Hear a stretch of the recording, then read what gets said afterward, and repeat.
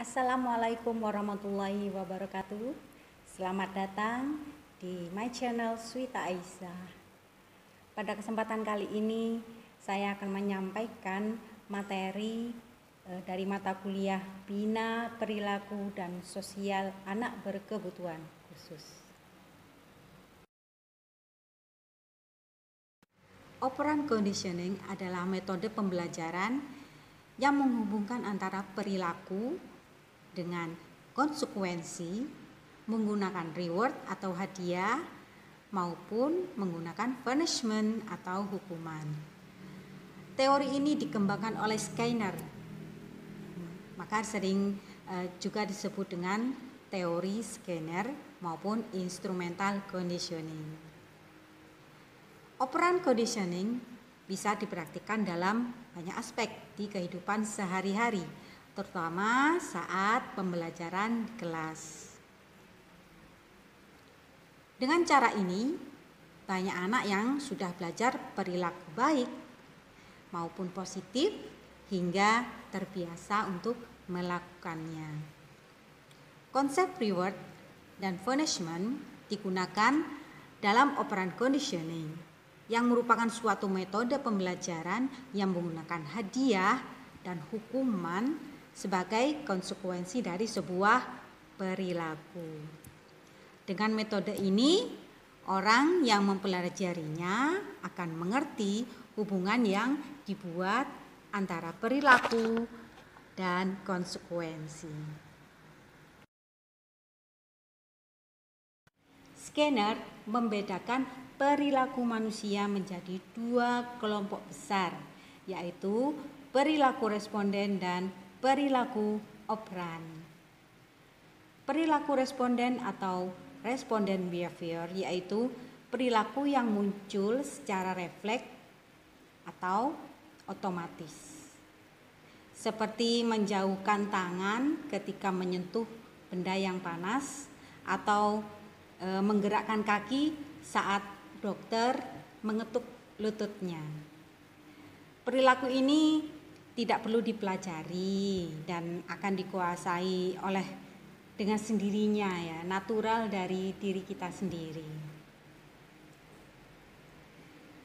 Perilaku operan atau operant behavior yaitu perilaku yang kita pelajari dan akan keluar baik secara sengaja maupun tidak sengaja saat ada suatu kejadian yang berhubungan. Perilaku operan inilah yang bisa dibentuk melalui operant conditioning. Kita bisa melatih diri maupun orang lain untuk melakukan hal-hal yang dianggap baik dan setelahnya bisa terbiasa. Perilaku tersebut akan menjadi bagian dari perilaku sehari-hari. Yang perlu kita pahami yaitu reinforcement atau dukungan atau hadiah dan punishment atau hukuman. Reinforcement merupakan segala hal yang terjadi yang dapat menguatkan suatu perilaku. Responden bisa bersifat positif maupun negatif. Responden positif yaitu hal yang menghasilkan atau menguatkan suatu perilaku positif. Misalnya, siswa tunarungu saat pembelajaran selesai, sebelum pulang ya, anak kita ajak untuk berkompetisi supaya siapa yang cepat mereka bisa pulang terlebih dahulu. Ya, istilahnya kita bermain tebak-tebakan, ya, menyebutkan nama-nama benda yang berada di kelas. Dengan demikian, siswa akan berlomba-lomba untuk benar menjawabnya. Nah, di saat itulah mereka merasa diberikan reward bahwa mereka itu merasa aku menang, pulang duluan, seperti itu. Sedangkan reinforcement negatif yaitu sesuatu hal yang dilakukan untuk menghentikan perilaku negatif yang dihadapi. Contohnya anak berkebutuhan khusus tantrum. Anak ini sukanya berteriak-teriak di kelas, menyakiti temannya, menjambak temannya, menendang teman-temannya, ya. Dan anak ini akan berhenti apabila kita atau Anda memberikan sesuatu yang disukainya. Contohnya snack, ya. Maka konsekuensinya anak ini akan berhenti bila Anda memberikan snack. Seperti itu. Namun perilaku ini bukanlah perilaku yang positif, ya. Dan Anda akan terbiasa mengandalkan snack ketika anak berkebutuhan khusus tantrum ini dalam kondisi tersebut. Punishment, yaitu segala hal yang dapat mengurangi terjadinya suatu perilaku. Punishment juga dibagi menjadi dua, yaitu punishment positif dan punishment negatif. Punishment positif atau punishment by application yaitu suatu usaha yang dilakukan untuk mengurangi terjadinya perilaku dengan melemahkan respon. Contohnya adalah menghukum anak dengan memukul ringan di tubuhnya karena ia berperilaku tidak baik terhadap temannya atau orang lain.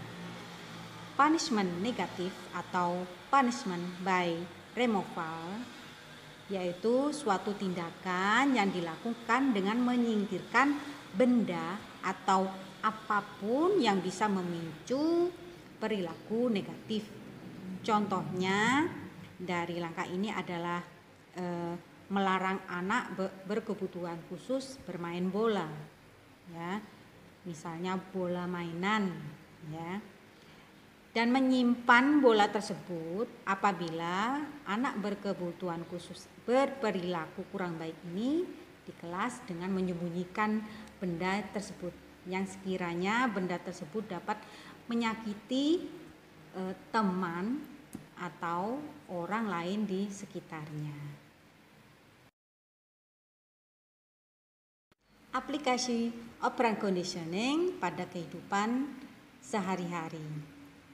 Contoh aplikasi conditioning di dalam kelas antara lain Anda memberikan pujian kepada anak berkebutuhan khusus ini ketika dia melakukan hal-hal yang baik, yang terpuji sehingga berdampak baik bagi murid lainnya juga untuk mendapatkan apresiasi yang sama dari gurunya. Contoh lainnya saat murid yang aktif, tertib dan patuh melaksanakan atau melakukan peraturan di kelas, maka guru mengatakan bahwa murid tersebut tidak perlu mengerjakan pekerjaan rumah atau PR, ya, karena ia sudah berpartisipasi aktif pada saat pembelajaran, ya, maka murid akan belajar konsekuensi positif dari menjadi murid yang aktif di kelas. Ada lagi yang menghukum anak dengan menyembunyikan mainan kesayangannya seperti bola, mobil-mobilan, boneka, pedang-pedangan, ya, dan sebagainya. Ketika anak melakukan tindakan tidak baik atau tidak terpuji dan merugikan teman atau orang lain di sekitarnya. Nah, kegiatan atau tindakan tidak terpuji atau tidak baik ini apabila hukuman tersebut tidak berhasil membuat anak menjadi tertib, ya, maka kita bisa menggantinya dengan pendekatan yang lebih positif, ya. Misalnya kita menjanjikan hadiah atau reward, ya, dengan menambah waktu main bolanya sesuai dengan keberhasilan berperilaku positif. Misalnya anak berkebutuhan khusus tersebut baik kepada temannya atau tidak melakukan hal-hal yang menyakiti temannya. Seperti itu. Behaviorisme merupakan suatu pandangan ilmiah tentang tingkah laku manusia. Pendekatan behavioristik memandang bahwa setiap manusia memiliki kecenderungan positif dan negatif yang sama pada dasarnya, dibentuk serta ditentukan oleh lingkungan sosial, budayanya, dan faktor-faktor genetik. Para behavioristis memasukkan pembuatan putusan sebagai salah satu tingkah laku. Beberapa kelompok behavior memberikan definisi modifikasi perilaku, antara lain menurut Powers and Osborne, modifikasi perilaku adalah penggunaan secara sistematis teknis conditioning pada manusia untuk menghasilkan frekuensi perubahan sosial tertentu atau tindakan mengontrol lingkungan tersebut. Selanjutnya menurut Eschenk dan Sutralina Sukhaji, modifikasi perilaku adalah usaha mengubah perilaku dan emosi manusia dengan cara yang menguntungkan berdasarkan hukum-hukum teori modern proses belajar. Sedangkan menurut Wolff, modifikasi perilaku adalah penerapan prinsip-prinsip belajar yang telah teruji secara eksperimental untuk mengubah perilaku yang tidak adaptif, kebiasaan-kebiasaan yang tidak adaptif dilemahkan dan dihilangkan, perilaku adaptif ditimbulkan dan dikukuhkan. Dari ketiga pendapat tersebut bahwa mengubah perilaku disebut modifikasi perilaku bila teknik conditioning diterapkan secara ketat yang meliputi tanggapan, konsekuensi, dan stimulus. Definisi secara objektif dan dicatat secara cermat. Terdapat beberapa karakteristik perilaku, antara lain sesuatu yang dapat dilakukan dan dikatakan seseorang. Perilaku memiliki satu atau lebih dimensi yang dapat diukur, yaitu frekuensi, durasi, dan intensitas. Perilaku dapat diamati, digambarkan, dicatat atau direkam, diukur oleh orang lain atau pelaku itu sendiri. Perilaku mempunyai dampak atau pengaruh pada lingkungan. Perilaku mengikuti hukum prinsip belajar. Perilaku dapat dibedakan menjadi dua. Pertama, perilaku yang teramati secara langsung atau overt. Contohnya, berjalan, berbicara, melempar bola, menendang seseorang. Dan kedua, perilaku yang tidak dapat diamati secara langsung oleh orang lain disebut covert. Contohnya, ya, seorang mahasiswa akan melakukan presentasi di depan teman-temannya, ya. Dalam benaknya dia berharap atau berkata, saya berharap presentasi ini akan berhasil. Dan ia tampaknya sangat cemas, detak jantungnya berdetak dengan kencang, ya, dengan cepat, ya. Dalam kasus ini, berpikir atau thinking dan merasa cemas atau faking merupakan salah satu bentuk perilaku covert. Behavior ialah segala hal mengenai perilaku yang dipermasalahkan. Behavior ini dilihat dari sisi frekuensinya, intensitasnya, dan lamanya. Konsekuensi adalah akibat-akibat yang diperoleh setelah perilaku itu terjadi. Keunggulannya antara lain: 1. Langkah-langkah dalam modifikasi perilaku direncanakan terlebih dahulu, yaitu antara lain rencana tersebut dapat dimintakan persetujuan individual yang akan diubah perilakunya sehingga ia akan lebih kooperatif. Perincian pelaksanaan dapat diubah selama perilaku atau terapi berlangsung. Bila dari hasil monitoring ternyata suatu teknik itu gagal atau kurang berhasil untuk menimbulkan perubahan, segera dapat dideteksi dan diusahakan untuk digunakan teknik penggantinya. Ketiga, teknik-teknik yang dipakai dalam modifikasi perilaku dapat diterangkan dan diatur secara rasional. Dengan demikian, hasil perilaku dapat diramalkan dan dievaluasi secara objektif.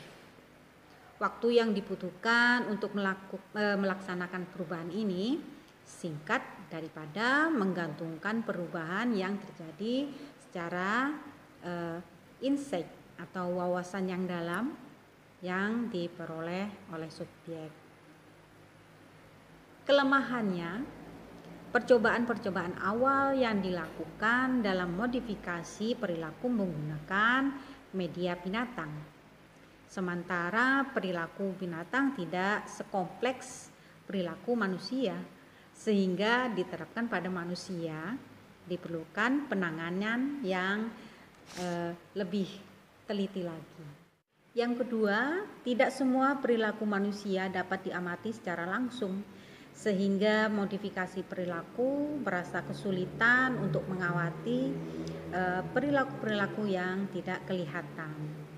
Kemudian yang ketiga, perilaku manusia itu sangat kompleks, sehingga dalam menganalisa perilaku tersebut diperlukan latihan dan kecermatan dari terapis. Selanjutnya yang keempat, tidak semua teknik dalam modifikasi perilaku dapat diterapkan pada setiap perilaku yang akan diubah, sehingga masing-masing teknik memiliki kelemahan.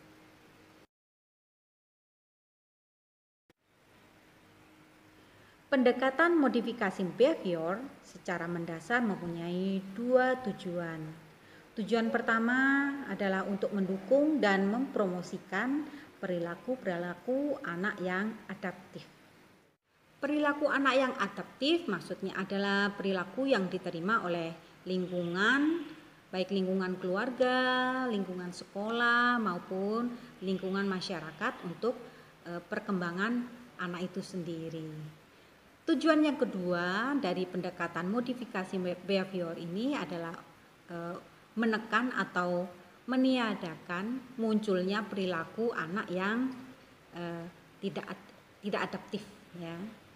Perilaku yang tidak adaptif adalah perilaku yang cenderung tidak diterima oleh lingkungan, ya, yaitu lingkungan keluarga, lingkungan sekolah, lingkungan masyarakat, dan cenderung merugikan perkembangan anak itu sendiri. Terdapat contoh kasus anak berkebutuhan khusus. Salah satunya adalah atas nama Nevan. Ya. Nevan adalah anak dari keluarga yang kurang mampu. Pendidikan orang tuanya lulusan SD. Pekerjaan orang tuanya dia bekerja di salah satu pabrik sepatu. Ya. Kedua orang tuanya juga sibuk bekerja sehingga tidak ada waktu untuk memperhatikan anak-anaknya, termasuk juga Nevan. Nevan adalah anak ketiga dari 4 bersaudara. Nevan ini mempunyai kesenangan atau dia suka sekali menonton Tom Jerry di salah satu TV swasta, ya.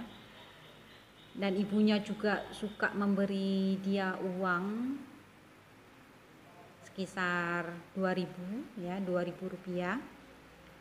Namun Nevan ini mempunyai kebiasaan mencuri, ya. Mencuri uang orang tuanya, uang temannya, bahkan uang gurunya, ya. Hal ini dilakukan berkali-kali oleh Nevan. Meskipun sudah dinasehati, namun tak pernah dihiraukan. Ia tetap saja suka mencuri, ya. Akibat perbuatannya, orang tuanya dan temannya, juga kita gurunya merasa terganggu, ya. akibat dari ulah Nevan tersebut.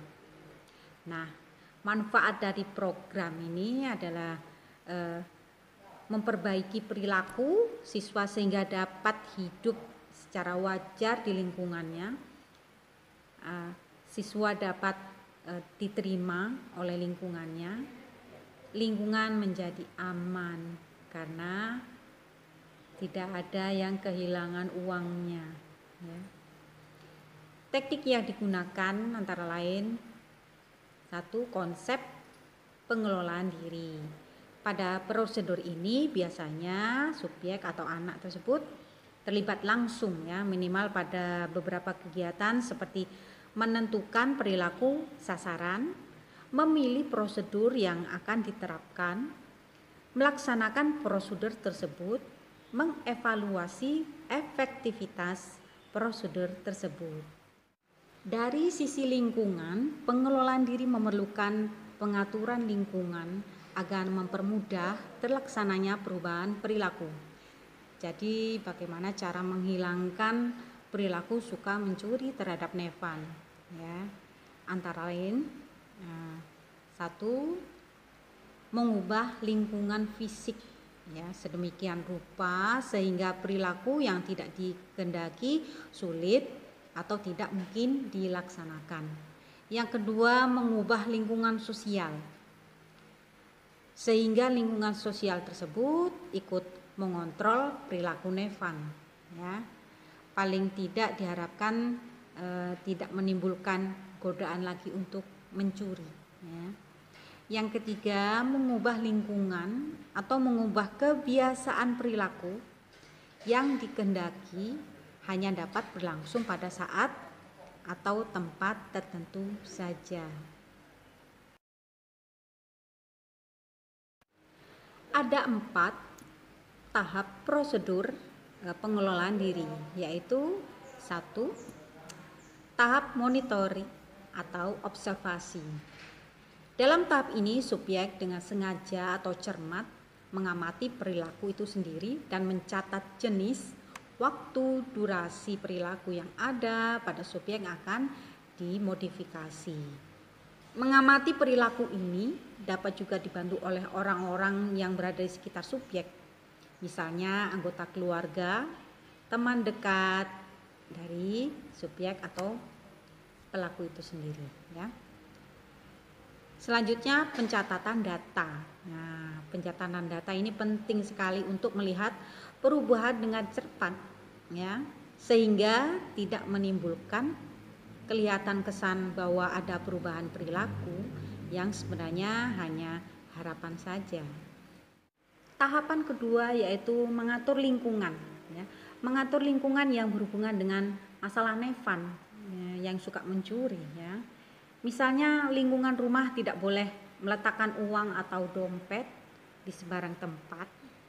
Letakkan pada tempat yang aman dan posisi terkunci, ya.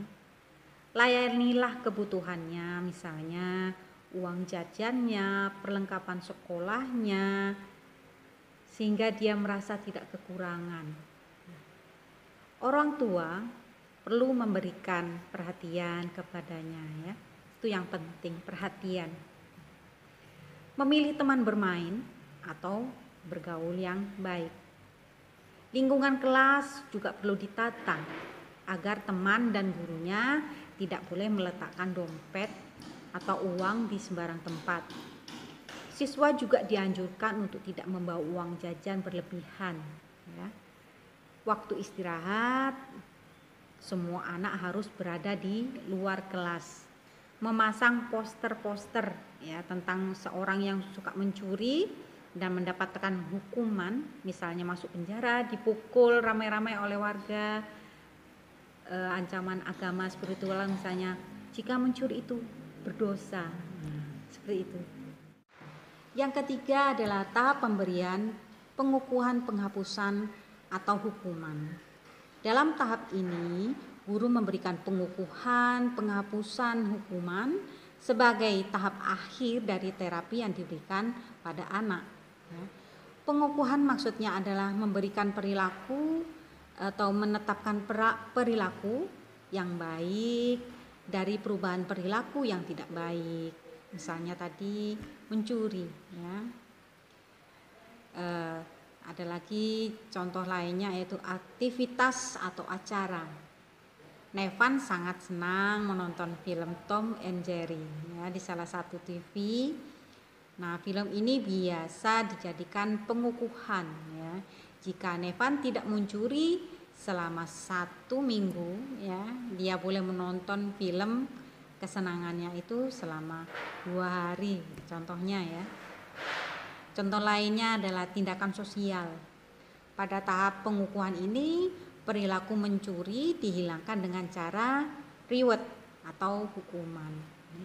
Hukuman yang digunakan hukuman yang proporsional, ya, dan bersifat mendidik, ya, yang tidak menyebabkan traumatik, ya, pada anak, ya. Diharapkan dengan hukuman ini dapat terjadi perubahan perilaku ke arah yang lebih baik. Selanjutnya tahap yang keempat yaitu tahap evaluasi. Evaluasi dilakukan melalui pengamatan terhadap tingkah laku Nevan, ya. Apakah ia masih suka mencuri atau tidak? Intensitas mencurinya apakah sudah menurun atau tidak sama sekali?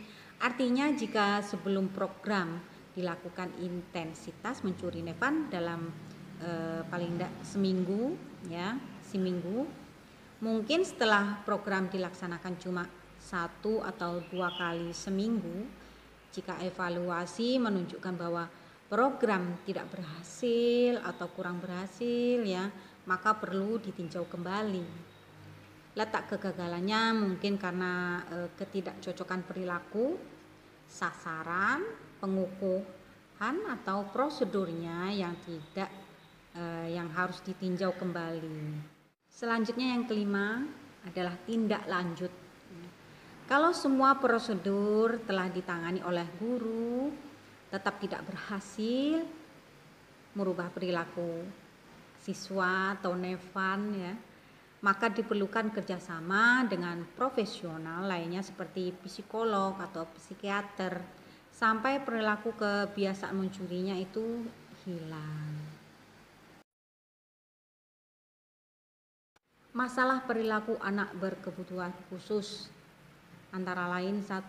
Perilaku yang berlebihan. 1. Stimulus diri, ya. Dia sukanya menatap jari jemarinya, mengepak-ngepak tangannya. Ada lagi self abuse, ya. Dia suka memukul, menggigit, mencakar diri sendiri, menyakiti diri sendiri. Kemudian tantrum. Tantrum itu anak yang suka menjerit-jerit, suka mengamuk, ya, menyakiti teman atau orang lain di sekelilingnya. Yang kedua, perilaku yang berkekurangan. Antara lain 1. Bicara, ya. Dia tidak berbicara, sedikit bicara, membeu. Yang kedua, sosial, menganggap orang lain tidak ada, cuek. Yang ketiga, bermain. Dia suka memutar-mutar roda mobil-mobilannya, ya. Ada kipas, dia suka memutar-mutar saja baling-balingnya, ya. Kemudian ada tombol, contohnya tombol di kipas tuh ditekan-tekan terus, ya, terus, ya. Kemudian sensasi. Anak ini disangka tuli, disangka tunanetra, ya. Kemudian selanjutnya emosi, ya. Hanya bengong ketika dikelitikin, ya, tidak ada respon, ya. Tertawa tidak pada tempatnya. Pemilihan teknik modifikasi perilaku sangat tergantung pada jenis perilaku yang akan diubah dan tujuan yang akan dicapai dalam pengubahan serta kemampuan modifikator dalam melaksanakan modifikasi perilaku. Teknik modifikasi perilaku yang dipilih adalah 1. Prosedur peneladanan, ya, atau teknik modeling. merupakan prosedur yang memanfaatkan proses belajar melalui pengamatan di mana perilaku seseorang atau beberapa orang teladan berperan sebagai perangsang terhadap pikiran, sikap, atau perilaku subjek tindakan untuk ditiru atau diteladani. Yang kedua, tabungan kepingan atau token economics merupakan suatu cara atau teknik untuk pengukuhan tingkah laku yang ditujukan seseorang anak yang sesuai dengan target yang telah disepakati dengan menggunakan hadiah atau penguatan secara simbolik. Beberapa jenis kepingan sebagai simbol pengukuhan yang sering digunakan antara lain bintang, stiker, kancing. Setidaknya ini akan membuat mereka bahagia. Selanjutnya ada beberapa ciri dan tujuan terapi perilaku behavior sebagai berikut. Pemusatan perhatian pada tingkah laku yang tampak dan spesifik. Tujuan-tujuan dari treatment yang dilaksanakan perlu dilakukan secara cermat dan prosedur treatment harus spesifik dengan masalah yang telah ditentukan sebelumnya. Penafsiran dari hasil-hasil terapi dapat dinilai dari perubahan-perubahan dalam perilaku khusus yang nyata sebagai bentuk keberhasilan dalam terapi. Penafsiran objektif atas hasil-hasil terapi dengan cara pendekatan induktif yang berlandaskan eksperimen dan menerapkan metode eksperimental pada proses terapeutik. Pada dasarnya, terapi behavioral diarahkan pada tujuan-tujuan memperoleh tingkah laku baru, penghapusan tingkah laku yang maladaptif, serta memperkuat dan mempertahankan tingkah laku yang diinginkan. Tujuan konseling behavior pada anak berkebutuhan khusus adalah untuk membantu anak berkebutuhan khusus membuang respon-respon yang lama yang merusak diri dan mempelajari respon-respon yang baru yang lebih baik atau sehat ya. Jadi tujuan konseling behavior adalah untuk memperoleh tingkah laku baru, mengeliminasi perilaku yang maladaptif, dan memperkuat serta mempertahankan perilaku yang diinginkan dalam jangka waktu yang lama atau panjang. Adapun jenis-jenis terapi perilaku, antaranya yaitu satu, terapi perilaku kognitif, yaitu metode pengobatan yang didasarkan pada pikiran dan perasaan yang menyebabkan perilaku tertentu dan gangguan jiwa. Yang kedua, analisis perilaku terapan, yaitu metode pengkondisian yang menggunakan cara positif untuk mengubah perilaku atau klien. Yang ketiga, teori pembelajaran sosial. Ada beberapa kelebihan dan kelemahan yang terdapat pada terapi perilaku. Pada kelebihan terapi perilaku yaitu satu, pembuatan tujuan antara konselor dan konseling di awal dijadikan sebagai acuan keberhasilan proses terapi. Yang kedua, memiliki berbagai macam teknik konseling yang teruji dan selalu diperbarui. Waktu konseling relatif singkat. Selanjutnya yang ketiga, kolaborasi yang baik antara konselor dan konseling dalam penetapan tujuan dan pemilihan teknik. Adapun kelemahan terapi perilaku yaitu satu, dapat mengubah perilaku tapi tidak dapat mengubah perasaan. Yang kedua, mengabaikan faktor rasional penting dalam terapi. Selanjutnya yang ketiga, tidak memberikan wawasan, mengobati gejala, dan bukan penyebab. Terdapat macam-macam teknik perilaku. 1. Penguatan positif, yaitu memberikan penguatan yang menyenangkan setelah tingkah laku yang diinginkan ditampilkan, yang bertujuan agar tingkah laku yang diinginkan cenderung akan diulang, meningkat, dan menetap di masa yang akan datang. Yang kedua, kartu berharga, yaitu bertujuan untuk mengembangkan perilaku adaptif melalui pemberian reinforcement melalui dengan token, ya, token atau tadi kartu berharga, ya. Ketika tingkah laku yang diinginkan telah cenderung menetap, pemberian token dikurangi secara bertahap. Yang ketiga, desensititasi sistematis, digunakan untuk menghapus rasa cemas dan tingkah laku yang diperkuat secara negatif dengan disertakan pemunculan tingkah laku yang hendak dihapus. Yang keempat, asertif. Teknik ini klien dapat belajar untuk membedakan tingkah laku agresif, pasif, dan asertif. Tujuannya agar klien belajar tingkah laku yang asertif. Yang kelima, aversi. Stimulannya adalah berupa hukuman-hukuman, ya. Tujuannya yaitu untuk membentuk tingkah laku yang sebelumnya belum ditampilkan dengan memberikan respon secara sistematik dan setiap kali tingkah laku ditampilkan. Yang keenam adalah teknik relaksasi.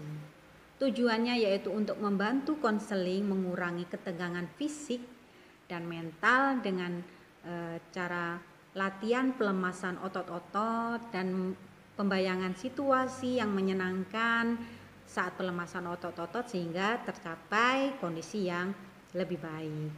Yang ketujuh, teknik flooding. Tujuannya yaitu untuk membantu klien mengatasi kecemasan dan ketakutan terhadap sesuatu hal dengan cara menghadapkan klien tersebut dengan situasi yang menimbulkan kecemasan tersebut secara berulang-ulang. Yang kedelapan, reinforcement teknik, ya, tujuannya yaitu untuk membantu klien meningkatkan perilaku yang dikehendaki dengan cara memberikan penguatan terhadap perilaku tersebut.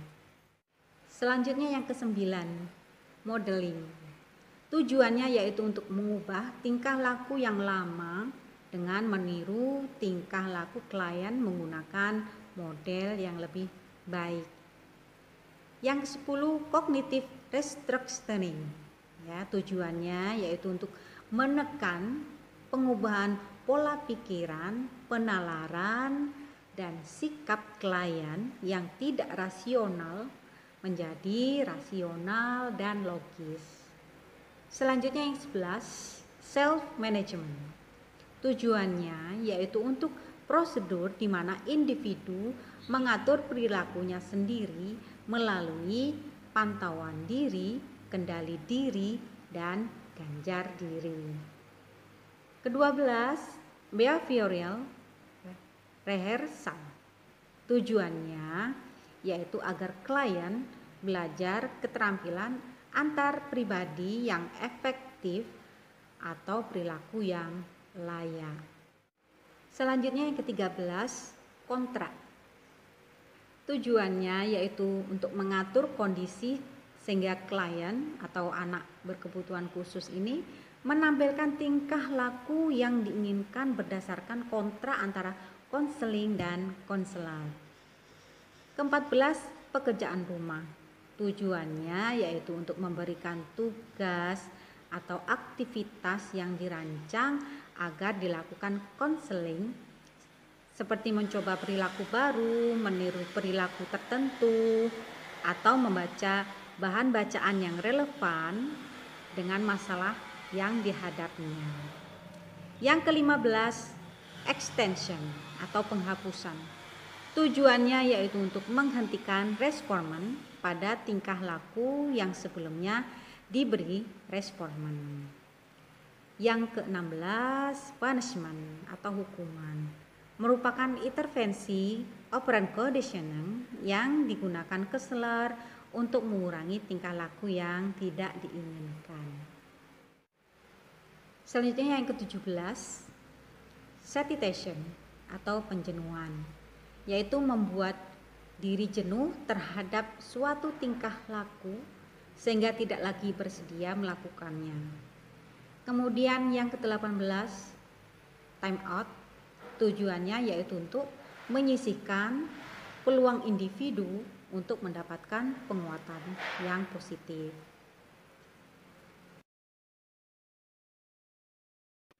Pada tahapan ini dimulai dengan melakukan assessment, kemudian dilanjutkan menetapkan tujuan, implementasi, teknik, evaluasi, dan pengakhiran, dan terakhir adalah feedback. Melakukan assessment. Tahap ini bertujuan untuk menentukan apa yang dilakukan konseling pada saat ini. Assessment dilakukan adalah aktivitas perasaan dan pikiran konseling. Yang kedua, menetapkan tujuan atau goal setting. Konselor dan konseling menentukan tujuan konseling sesuai dengan kesepakatan bersama berdasarkan informasi yang telah disusun dan dianalisis. Yang ketiga, implementasi teknik. Setelah tujuan konseling dirumuskan, konselor dan konseling menentukan strategi belajar yang terbaik untuk membantu konseling mencapai perubahan tingkah laku yang diinginkan. Keempat, evaluasi dan pengakhiran. Evaluasi dibuat atas dasar apa yang konseling perbuat. Tingkah laku konseling digunakan sebagai dasar untuk mengevaluasi efektivitas konselor dan efektivitas tertentu dari teknik yang digunakan. Yang kelima adalah feedback. Feedback yaitu memberikan dan menganalisis tujuan baik untuk memperbaiki dan meningkatkan proses konseling. Jadi kesimpulan dari materi yang saya sampaikan ini adalah konsep terapi perilaku ialah semua tingkah laku atau tindakan atau kelakuan seseorang yang dilihat dari situasi atau stimulunnya untuk membantu individu mengubah perilakunya agar dapat memecah masalahnya baik dilihat, didengar, atau dirasakan oleh orang lain atau diri sendiri. Oke, cukup sekian materi mata kuliah Bina Perilaku dan Sosial Anak Berkebutuhan Khusus. Semoga bermanfaat. Mohon maaf bila ada salah kata atau penyampaian materi yang kurang jelas. Jangan lupa subscribe dan komen pada my channel Swita Aisyah. Jumpa kembali di lain kesempatan. Assalamualaikum warahmatullahi wabarakatuh.